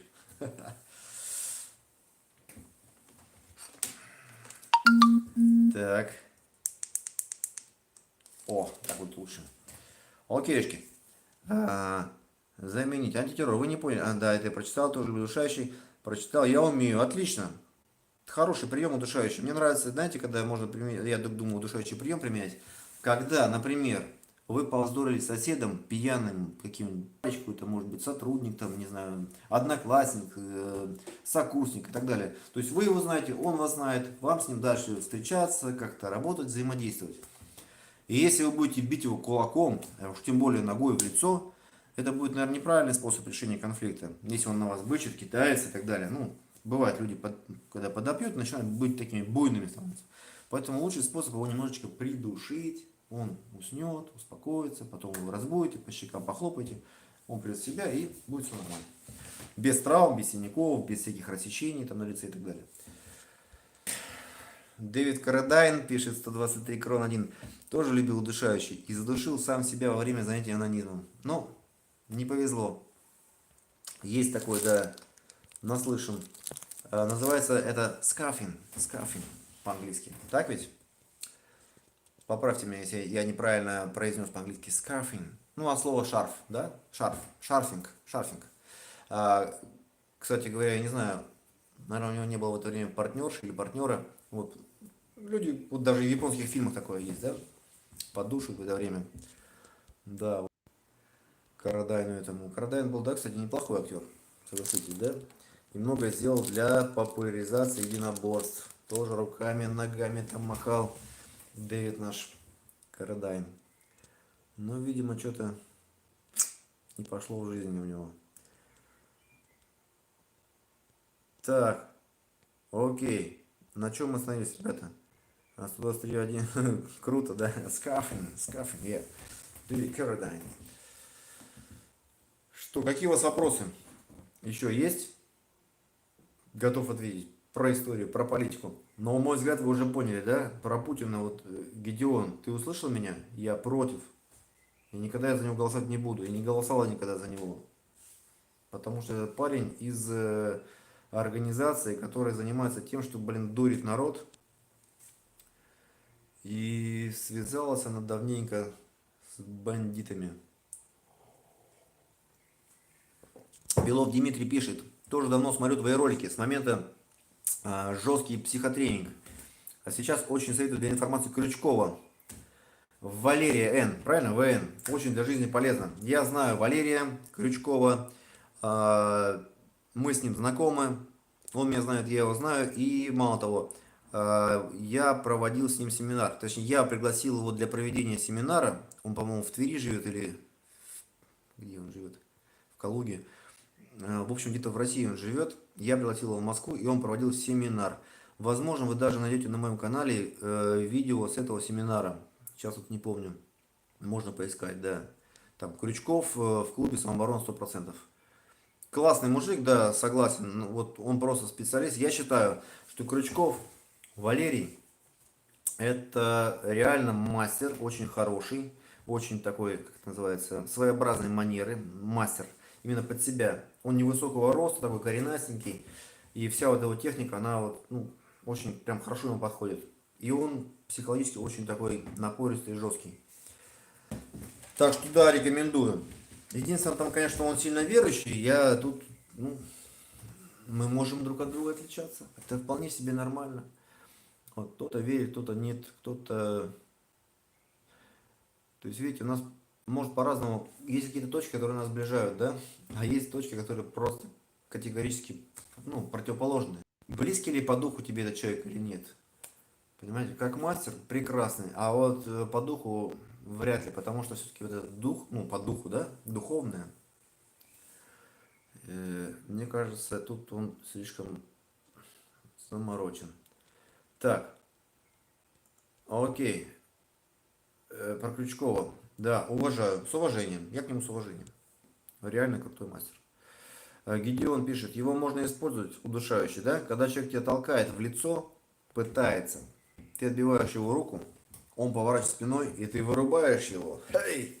Удушающе. Да. То есть, либо когда он тебя толкает, либо можно самому забраться к нему за спину. Есть такой прием, наберите его в интернете. Армдрэг. Армдрэг. Такой борцовский прием из вольной борьбы. Это проход за спину рывком за руку. Ну, если так говоря по-русски. Быстрое, четкое движение. Рывком за руку перевели. Может быть, даже где-то у меня тоже это на видео есть. Армдрэг. И потом переход на удушающий прием. Так нужно действовать с пьяными, буйными соседями. Так, пишет Паул Сазонов. Максим, вы общаетесь с создателями современных систем самозащиты. Вроде канадца Ричарда Димитри, создателя Сеншида. С Ричардом Димитри я не общаюсь, мы не знакомы. Вот я на нем наслышан, да, я знаю про него, что есть такой. Я знаком с крутым чуваком, крутым мастером современных систем. Его зовут Ли Моррисон. Я 2 раза приглашал его в Москву, он проводил семинар в Москве. Крутой дядька, Ли Моррисон. Его система называется Urban Combatives. Вы можете посмотреть, опять же, произношение. Urban Combatives. Ли Моррисон. Крутой дядька из Англии. Не путайте, там где-то написано в комментариях. Посмотрите у меня на моем видеоканале. Ну, Ли Моррисон, клуб самообороны 100%, там просто забейте, да, в ютубе. И вы найдете видюшки. Есть. Такой здоровый чувак, накачанный, в татуировках. Весь татуированный. Очень крутой британец. Вот, и с ним как бы, да, мы знакомы. А так, пом-пом-пом. Я переписывался еще с одним парнем, его зовут Дик Чанс. Мне понравился его подход. Они у них такие разработали шлемы специальные, где можно бить в полную силу в голову. Там люди как в скафандрах ходят. Такие, знаете, у них жилеты, такие объемные. шлемы, быстро и агрессивно реагировать на нападение, то есть с помощью ударов. Фаст, точно. Вот с ними тоже общался. Хотел пригласить тоже в Россию, но что-то не пошло. Не пошло. Так, пишет Гедеон, ну не всегда удушающий сзади у меня получается, но это нормально. Поэтому нужно арсенал расширять немножко. То есть разных должно быть приемов. Борцовских и ударных. То есть вы должны уметь и бить, бороться. Борьба это захваты, освобождение захватов. Это болевые приемы на руки, на ноги. И это удушающие приемы, конечно. То есть из арсенала борцовского нужно знать технику определенную, когда вы не можете бить. И из ударного. Это удар руками на первом месте. Кулаками, ладонями, там, локтями. И ногами на втором месте. То есть вот такое распределение. И все это нужно перемешивать. И в зависимости от дистанции, от контекста ситуации, применяйте технику, да? Борцовскую, либо ударную. Так, Белов Дмитрий пишет, Ли Моррисон тоже очень крутой. Да, он, ну, реально хороший, он хороший, скажем так, методист, хороший преподаватель, хороший шоумен, очень классный шоумен. Он прям вот входит в образ вот этого роль. Он очень... И причем не то чтобы эта роль прям такая надевается, он фальшивый. Нет, он как бы... То, что у него внутри есть, его личный опыт, он достаточно парень такой тертый калач, матерый. У него есть там и улично-прикладной опыт, и всякие разные там хулиганские, там околокриминальные дела. Но просто все это он очень хорошо подает и демонстрирует. Понимаете, у него прям вот эмоции, он очень артистичен, очень выразительный. Очень, да, он очень хорош. Ну и система такая простая, достаточно у него очень крутой. Да, тоже прикладуха 100%, согласен. То есть я не пожалел о том, что пригласил. Единственное, что я, знаете, что заметил, и стал немножко опасаться за свое здоровье тоже, за психологическое, что я могу стать, он же постарше меня, Ли Моррисон, да, то есть я стал опасаться за то, что я таким же тоже могу стать, ну, в смысле, немножечко шизанутым. То есть у него есть прям вот реально какие-то моменты ненормальные в поведении, как мне показалось, у Ли Моррисона. То есть, ну, явная тяга к насилию, вот, хотя до этого, ну, может, допустим, демонстрирует прием и делает это максимально жестко. Максимально жестко, практически не контролируя своих сил. Удары направлены там, в пах, там куда-нибудь, в глаз, в затылок. Вот. А потом он говорит, ой, excuse me, I'm sorry. И следующий. То есть я понимаю, таким образом он как бы отрабатывает эти удары на, так сказать, всех желающих узнать о его системе. Ну, нормально, нормально. Вот, я бываю делаю в этом время ошибки в удушающем, да, пишет Гедеон. Там нужны нюансы, да, там нужно знать, как это делать. Там принцип-то или из ног. И сделать удушающий прием. Но нужно знать всякие разные вот эти вот узелки, как правильно руки расположить, и как правильно приложить усилия, и как дышать в это время. То есть там очень много нюансов, конечно. Паул Сазонов пишет, спасибо за ответ, читал про Моррисона, классные вещи говорит. Он вроде проповедует школу Фейберна, Эпплгейта. Да, он как бы отталкивается, честно говорю, что он, ну да, основывается на традиции вот этих вот ребят Фейберна. Ну, сейчас многие говорят то, что они там берут истоки у Фейберна, потому что, видимо, это, знаете, как в противовес восточным единоборствам должны же быть какие-то великие сенсеи, типа Марихея Усибы там в Японии, или там в Китае какой-нибудь, да, дедушка сенсей, точнее, как это Шифу, то у нас же на Западе тоже должны быть какие-то свои сенсеи. Вот. Это Фейберн, почему бы и нет. Давайте его сделаем святым. Понимаете, да? Канонизировали. Фейберна канонизировали. Хотя на самом деле, ну, мне кажется, немножко, ну, как бы распиарили чутка. Фейберн, как бы любой мыслящий человек, которому задача дана, ну, сделать систему, которая позволит за короткий промежуток времени сделать из человека боевую единицу, чтобы он убивал руками, ногами, там, чем ни попадя. И вот если он задумается, он придет так или иначе к системе, похожей на Фейберна, на Ли Моррисона, на Сеншида, Ричард Димитри и так далее. То есть убирать будет все лишнее, все ненужное, сложное. И будет давать только самое простое и методики туда добавлять. Добавить стрессовые условия. Ну а каким еще путем идти? Понимаете? Человек должен быть стрессоустойчив именно к тем ситуациям, в которые его готовят. То есть, если боксеры готовят к соревнованиям на ринге такого-то размера, таких-то перчатках, таких-то весов, эта вся тренировка будет сводиться к тому, чтобы моделировать как можно ближе к этим условиям. То же самое здесь вот берем э, по типу методики спецназа, да, спецназы же разные бывают. Допустим, не знаю, спецназ гуиновский, да, когда подавление бунтов. Идет все тренировки, отработки вот на это. Как подавить, как всех растащить, или куда-нибудь затолкать, запихать и так далее. То есть каждый специализируется и на какой-то своей задаче. Вот и все. А под эту задачу выстраиваются методики обучения. Вы чего хотите, да? То есть, если, допустим, военный, как бы избитая тема, да, военный рукопашный бой. Задача уничтожить противника любой ценой. Руками, ногами, лопатой, блин, чем угодно. Органов. Убивать уже не надо. Возможно, это граждане, да, твоей страны. Их нужно захватить, конвоировать. Поэтому болевые приемы больше. Больше борьбы. Вот. Самооборона. Вам не нужно его убивать. Ну и нельзя, да, по закону. Но вам не нужно его конвоировать, вам не нужно его задерживать. Поэтому тоже болевые приемы не нужны. Поэтому самооборона в этом смысле она и проще, и сложнее. Как бы так. Так, Гедеон пишет, боец ММА, Ли Моррисон. Нет, по-моему, это все-таки его однофамилец. Был такой, да, боец, но, по-моему, это не Ли Моррисон. Ли Моррисон не спортсмен. Он занимался во время карате, по-моему, это даже не скрывает. Ему нравится тоже восточная всякая философия, психология. Он, по-моему, сделал какой-то вольный перевод, пересказ,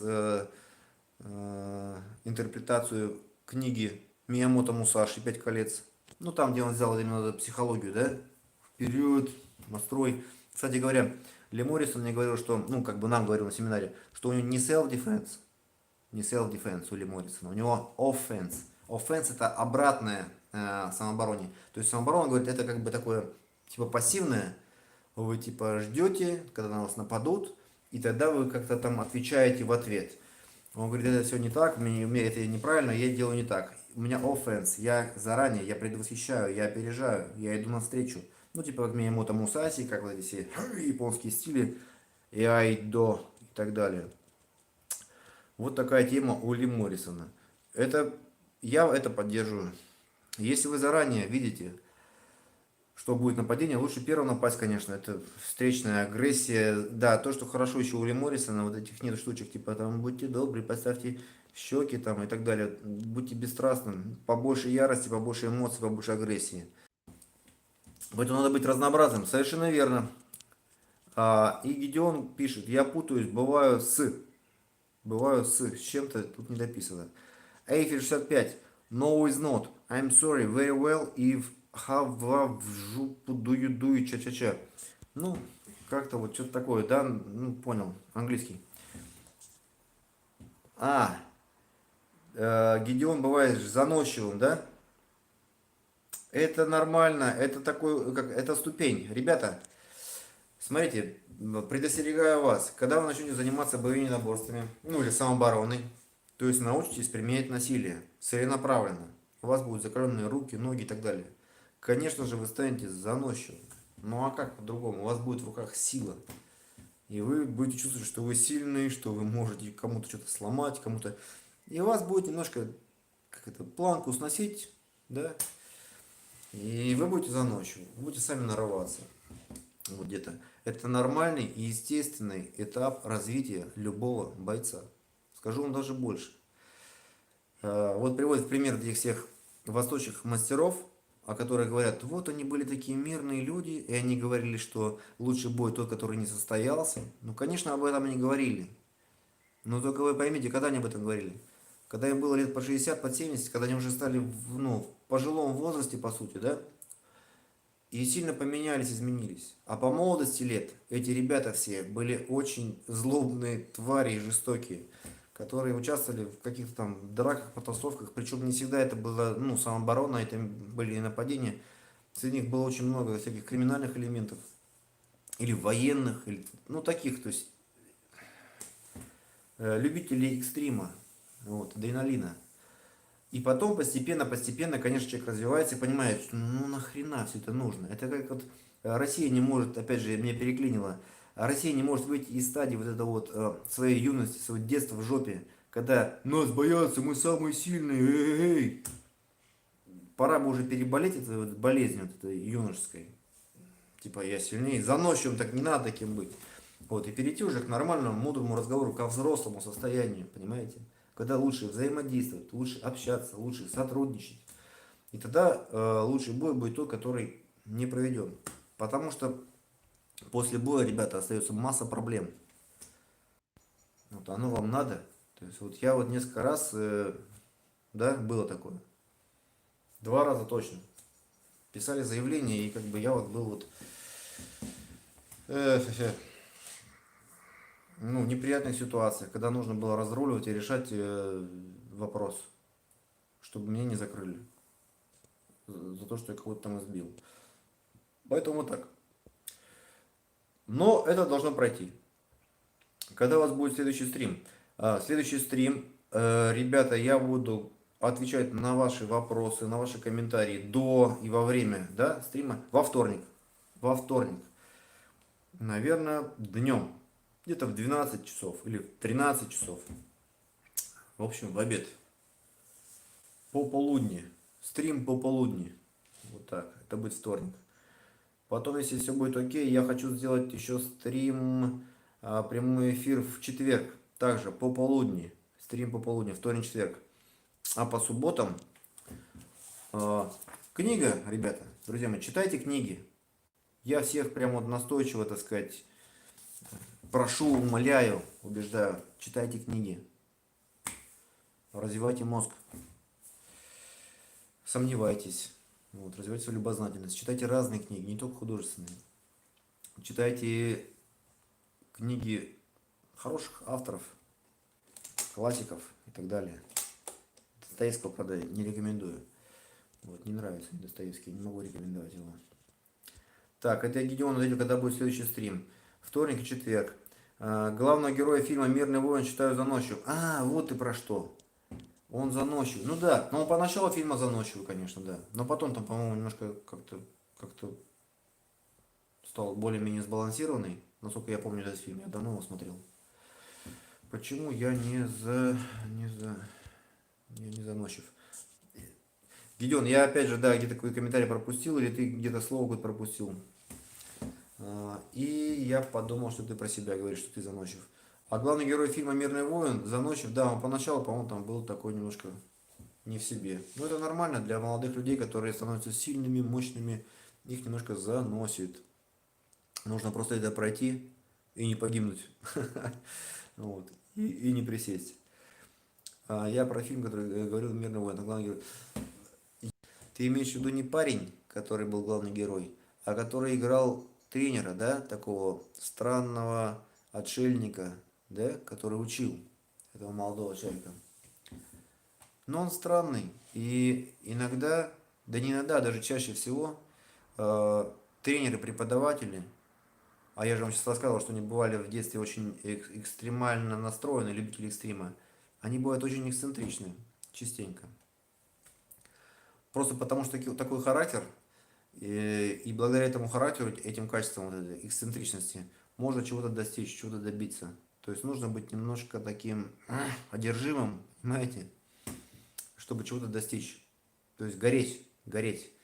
Вот. И потом часто вот эта вот эксцентричность, она помогает других мотивировать. Понимаете? Поэтому это просто нормальное, в принципе, естественное качество для преподавателя, для проповедника, для миссионера, для учителя, для тренера, для педагога, скажем так. Конечно, мы должны быть эмоциональны, иначе просто очень сложно передать тот заряд знаний. Потому что знания это не просто сухие знания, какие-то слова, там, фразы, но это еще и эмоции, это и определенный дух. Вот так. Поэтому главный герой в этом фильме, да, возможно, он заносчив. Сегодня что-то про заносчивость заговорили. Или, возможно, он кажется таким. Или, возможно, он специально моделирует вот такое поведение, чтобы спровоцировать ученика на какую-то реакцию, на какие-то действия. Понимаете? Ну, то есть это уже больше относится к педагогической деятельности, каким образом повлиять на ученика, чтобы сдвинуть его, чтобы заставить его измениться. А для этого применяются в том числе и вот такие провокационные моменты, да, там, где-то грубость какая-то и так далее. Так, друзья, ну что, наверное, на сегодня все. Книжку что-то я сегодня быстренько вам почитал, буквально там 2 главки. Вот. Этот эфир останется на канале, сохранится. Поэтому посмотрите его сначала, послушайте книжку, послушайте то, что я отвечаю на ваши вопросы. Качайте книгу самооборон.орг, качайте эту книгу.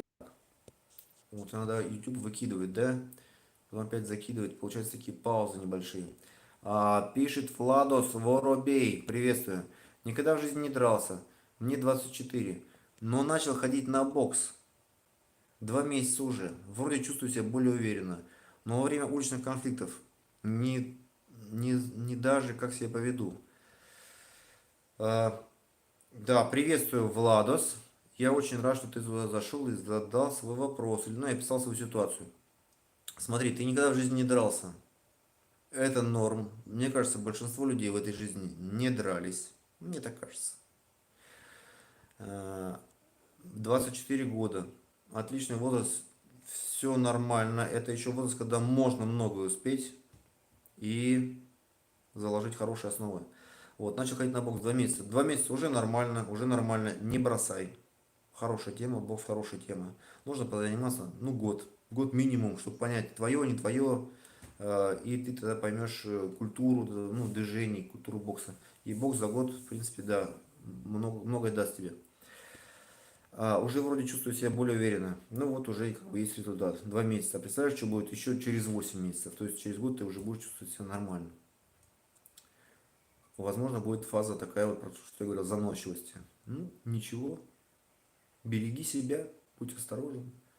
Здесь нет никаких гарантий, потому что это такой путь. Это же путь насилия, так или иначе, все эти единоборства. Но во время уличных конфликтов не знаю, как себя поведу, наверное, да? А это неизвестно, как ты себя поведешь. Ну, скорее всего, ты поведешь себя не так, как до того мог бы повести себя, не занимавшись боксом. Потому что так или иначе бокс меняет твой характер, меняет твое мироощущение. Белов Дмитрий, спасибо за ответы. Приятно было пообщаться. Жаль, сайт подвисает. Да, бывает такое, сайт иногда подвисает. Не видно некоторых вопросов. Согласен. Поэтому пользуйтесь суперчатом. Нажимайте суперчат, и ваш вопрос будет вверху виден, и я его не пропущу точно, и вам более подробно и конкретно на него отвечу.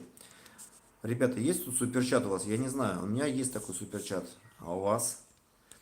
Так, Гедеон Пелигин продолжает спрашивать, почему главный герой был заносчив. А Эйфель 65 продолжает какие-то скороговорки не писать. If да будет какая-то имитация человеческой речи английского, ну, англичанина, да? Белов Дмитрий, нету суперчата. Ага, вот интересно, нету суперчата. Там должен быть такой значок, вот где поставить, комментарий сделать, да? Должен быть значок типа в виде доллара. Да, в виде доллара. Есть такой значок?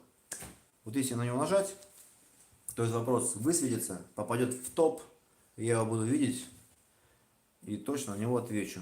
А так просто дело в том, что когда чат идет и пишут люди, все это проматывается лента. И я тоже не все вопросы ну, нормально вижу, поэтому могу что-то пропустить, упустить. Вот, фильм «Мирный воин». Гедеон, ты посмотрел этот фильм «Мирный воин», да, рекомендуешь его всем, да, ребята? Кто у нас в чате, посмотрите «Мирный воин». Можем в следующий раз, я тоже его посмотрю еще раз. И мы тогда «Мирный воин», давайте во вторник. Вот нам тема, да, «Мирный воин» обсудить. Это хорошая тема. Фильм не про единоборство. Фильм там про спорт и психологию, и педагогику, и мышление. То есть там про победу, как измениться, как переступить страхи, как стать увереннее и так далее, и так далее. Очень интересный фильм. Вот можно его посмотреть до вторника, во вторник обсудить. Эйфель 65. Yo, listen up. Here's a story about little guy that lives in a blue world. Эйфель, ну напиши уже по-русски, ты что хочешь? I don't understand you. Не понимаю. Спасибо, конечно, что ты пишешь в комментарии, но хотелось бы понять, о чем речь. Тади Буди, Listen Up там. Гедеон, чему учит мирный воин? Ну, вот давайте посмотрим до вторника, да? Ты посмотрел? Окей, я просто еще раз посмотрю, уже не помню. Ну и ребята посмотрят, и мы во вторник обсудим. Чему он учит, насколько я помню, он учит не бояться или учиться вот со страхом как-то, да, трансформировать его и достигать своих целей. Трансформация этот фильм, я так понимаю, трансформация. То есть как измениться, как добиться чего-то такого, чего вы боитесь, опасаетесь, но очень-очень вам это нужно, вы очень этого хотите достичь. Мне кажется так, друзья. А вы что думаете? Ну что, смотрим «Мирный воин»? Эйфель 65. Смотрим? Мирный воин, мирный воин. Так, Белов Дмитрий. Мирный воин. Вот. И Владос Воробей. Рекомендую этот фильм тебе тоже посмотреть. Мирный воин. Спасибо за вопрос. Друзья, спасибо вам за вопросы, за комментарии, за разные, чтобы вы не писали. И даже тому парню, который писал, что Россия сильная, так тоже спорит. Конечно, сильная. Вот. Всем вам спасибо. Просто я не поддерживаю этот великодержавный наш имперский шовинизм. Не вижу в нем никакой пользы. О, Белов Дмитрий отвечает. Посмотрим. Все, «Мирный воин», ребята, будем думать, что за фильм, блин. Потому что мне кажется, это какая-то классика, некий, ну, такой как бы культовый фильм. Да, есть же фильмы, которые, ну, в принципе, надо бы знать, понять, о чем там речь. Такие мемы культурные. Такие точки соприкосновения между людьми, которые вот в этой цивилизации крутятся. Понимаете? «Мирный воин», мне кажется, стоит посмотреть. Так, чему этот фильм? Чему учит этот фильм? Ну вот узнаем, чему учит этот фильм. Окей, окей. Так, 1:42. Мы находимся с вами в интерактивном общении. Владос Воробей задает вопрос. И это прекрасно. С удовольствием отвечу. Если у человека есть страх получить удар в лицо, как его побороть? Да, вот недавно буквально я тоже видюшку записал, где-то есть. Или когда уже получишь, тогда страх пропадет. Вот, из твоего вопроса вытекает ответ. Смотри, дело в том, что когда мы не действуем, а представляем, что нужно что-то сделать, ну, драться, например, да, нам нужно пойти драться. Мы такие идем, или на соревнования, или какая-то драка нас ожидает. И мы очень сильно переживаем по этому поводу. Наш мозг воспринимает это как угрозу своему здоровью там, и жизни. И мы стрессуем. Это и есть страх. Это нормальная реакция организма на какую-то опасность. Предполагаемую или реальную, неважно. Так вот, а когда мы начинаем действовать, ну, драться или там бежать или что-то, бороться, то этот страх трансформируется в энергию действия. Адреналин. Кстати говоря, адреналин. И тогда мы уже не боимся. Поэтому отсюда вывод. Нужно быстрее начать действовать. Понимаете, да? Ну, конечно, Ли Моррисон сказал, что у вас должен быть геймплан. То есть на игру у вас какой-то должен быть план. Что вы должны делать в той или иной ситуации. И у вас должны быть, конечно, инструменты для осуществления этого плана. То есть вы должны уметь бить, хватать, там, душить и так далее. Чтобы этот план у вас сработал в реальности. И тогда вы будете меньше бояться.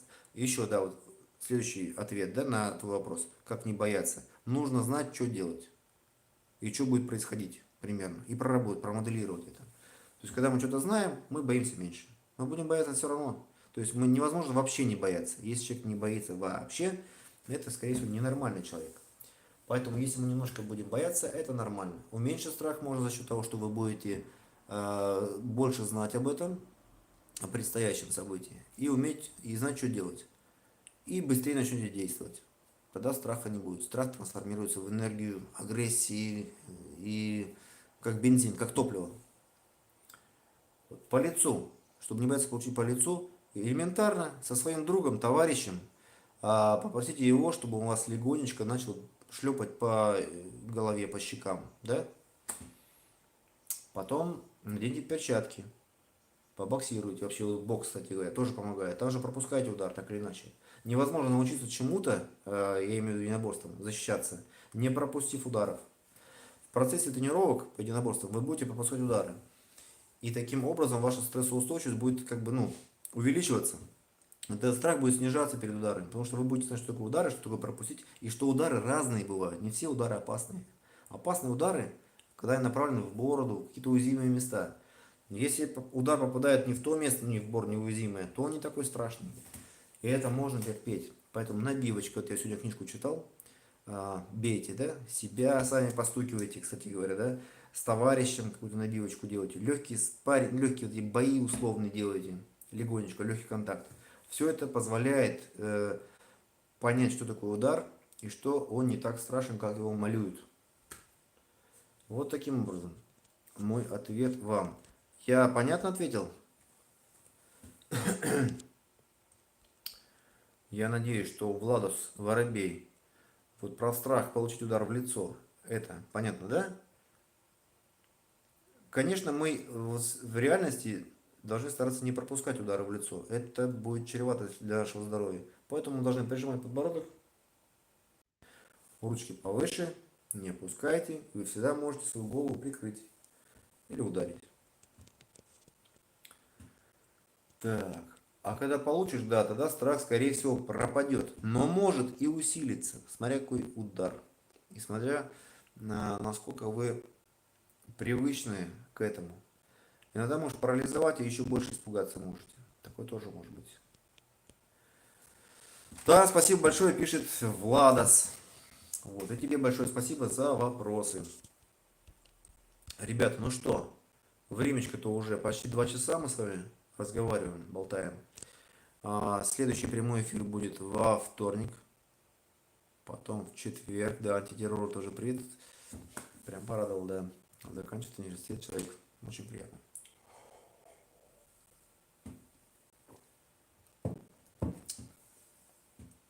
Короче, будьте на связи, пишите, подпишитесь, не забывайте. Ну вот эфир 65 прощается со мной. Deep down, даридара, да, дудара. Ну, что круто. Спасибо тебе, Эйфель 65. Ты был с нами, я был с тобой. Ты пел нам песни на непонятном языке, но это было прикольно. Так что, окейшки. Все, ставьте лайки, поделитесь с друзьями, подпишитесь на мой канал. Смотрим «Мирный воин». Вот, гудбай, вот уже по-человечески. Гудбай, Эйфель 65, гудбай. Чао, чао, ребята. Все, до вторника.